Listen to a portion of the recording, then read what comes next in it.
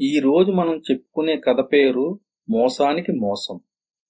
ఒక గ్రామంలో రామయ్య, గౌరమ్మ అనే పేద దంపతులు ఉండేవారు.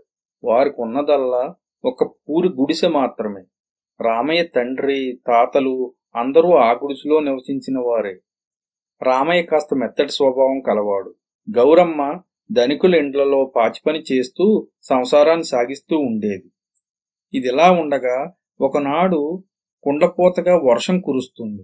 రామయ్య గుడిసె తాలూకా మట్టి గోడలన్నీ వర్షానికి కూలిపోతాయి. వర్షం వెలిశాక గోడలవి బాగు చేసుకుందామని మొదలుపెట్టిన రామయ్య, గౌరమ్మలకు సగం కూలిన గోడలో మూతగల ఒక ఇత్తడి చెంబు దొరుకుతుంది. తెరిచి చూస్తే దాని నిండా బంగారు కాసులుంటాయి. మర్నాడు రామయ్య కొన్ని బంగారు కాసులు తీసుకుని వెళ్లి షావుకారు అంగట్లో అమ్మచూపగా షావుకారుకు అనుమానం వస్తుంది. ముష్టి వెధవ, నీకు ఇన్ని బంగారు కాసులు ఎలా వచ్చాయి? నువ్వెక్కడ దొంగలించావో చెప్పు అంటూ గ్రామాధికారి వద్దకు తీసుకెళ్తాడు. గౌరమ్మ ఒక చెట్టిగారింట్లో పనిచేస్తూ ఉండేది. ఆ చెట్టిగారు, ఆయన భార్య ఒకరిని మించిన పిసినార్లు ఒకళ్ళు. ఆవిడ గౌరమ్మ దగ్గర చచ్చేటట్టు చాకరీ చేయించుకుని జీతమిచ్చే సమయానికి ఇంట్లో వస్తువులో డబ్బాలో పోయినట్టు చెప్పి లేని దొంగతనం అంటగట్టి ఇచ్చే డబ్బులో సగం మినాయించుకునేది. అంతేకాకుండా ఆవిడ శెట్టిగారికి తెలియకుండా బియ్యం అవి ఇరుగు పొరుగు కమ్మి డబ్బు సంపాదించేది. రామయ్య బంగారు కాసులు అమ్మ చూపటం, షావుకారు అతని గ్రామాధికారికి అప్పచెప్పటం, ఇరుగు పొరుగు వారు చెప్పుకుంటుంటే అది శెట్టిగారి భార్య చెవిని కూడా పడుతుంది. వెంటనే శెట్టిగారిని తీసుకుని గ్రామాధికారి వద్దకు వెళ్లి ఏడుపులు పెడబొబ్బలు పెడుతూ, ఆ బంగారు కాసులు నావే, ఆ ముదనష్టపు గౌరమ్మ కాజేసి మొగుడికిచ్చి అమ్మమని చెప్పిందేమో అంటూ రాగాలు తీయటం మొదలు పెడుతుంది. రామయ్య, గౌరమ్మలు మాత్రం మొదటికే మోసం రావచ్చునని అసలు విషయం బయట పెట్టకుండా ఉంటారు.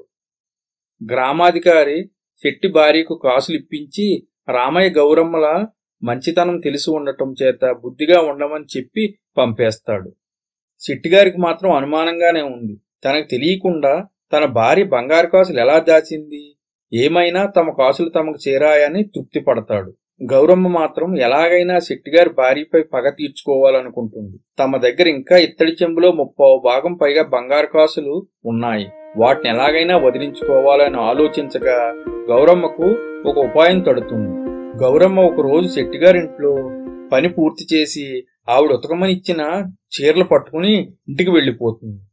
చీకటి పడుతుండగా గౌరమ్మ ఆ చీర కట్టుకుని కాసుల చెంబును కొంగులో దాచుకుని షావుకారు గారి ఇంటికి వెళ్లి తలుపు తడుతుంది. గౌరమ్మ ఇంచుమించు శెట్టిగారి భార్య అంత పొడవు కలిగి ఉంటుంది. దానికి తోడు మొహం కనిపించకుండా ముసుగు వేసుకుని వెళుతుంది. షావుకారు ఆమె శెట్టిగారి భార్యేనని అనుకుని లోపలికి పిలిచి సంగతి ఏమిటని అడుగుతాడు. గౌరమ్మ తన దగ్గరున్న బంగారు కాసుల చెంబు బయటపెట్టి శెట్టిగారు ఈ కాసులన్నిటినీ వెలకట్టి డబ్బు తీసుకురమ్మన్నారు అని చెబుతుంది. బంగారు కాసులు చూడగానే షావుకారు ముఖం వికసిస్తుంది. గబగబా వెలకట్టి డబ్బు ఆమె ఒళ్ళో పోస్తాడు. డబ్బు తీసుకుని బయటపడ్డ గౌరమ్మ తెల్లారేసరికి ఆ చీరను శెట్టిగారింట్లో చేర్చేస్తుంది.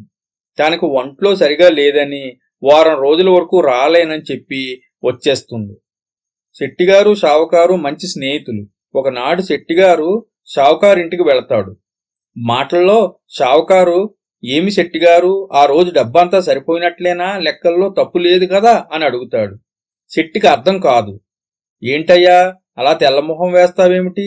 మీ ఆవిడ చెంబుడు బంగారు కాసులు అమ్మి డబ్బు ఇమ్మంటే ఇచ్చాను కదా అన్నాడు మరలా షావుకారు. శెట్టిగారికి మొట్టమొదట పట్టుకున్న అనుమానం కాస్త నిజమవుతుంది. దీని దగ్గర చెంబుడు బంగారు కాసులున్నాయన్నమాట. ఇంతవరకు నాకు తెలియకుండా దొంగతనంగా అమ్మిందన్నమాట. దీని అంతేదో ఇవాళ తేల్చాలని షావుకారు దగ్గర సెలవు తీసుకుని ఇంటికి వెళతాడు. అదే సమయానికి శెట్టి భార్య పొరుగింటమ్మకు 2 సేర్లు బియ్యం అమ్మి డబ్బు లెక్కపెట్టి కొంగుని ముడివేసుకుంటుంది. ఈ విషయం చెట్టికి తెలియదు. ఉగ్ర రూపంలో ప్రత్యక్షమయ్యేసరికి తన దొంగతనంగా బియ్యం అమ్మిన సంగతి తెలిసిపోయిందని వణకసాగింది. చెట్టి ఆవిడ్ని జుట్టు పట్టుకుని, ఇంకా ఎన్ని విషయాలు ఇలా రహస్యంగా జరుగుతున్నాయి, మర్యాదగా చెప్పు అంటూ చావబాతుతాడు. తాను చాటుగా వస్తువులమ్మటం పొరపాటేనని ప్రాధేయపడుతుంది చెట్టి భార్య.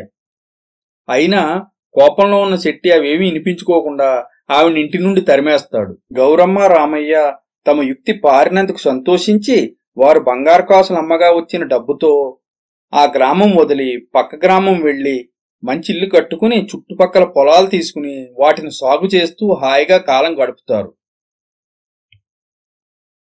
Please like, share and subscribe. మరి ఒక మంచి కథతో కలుద్దాం.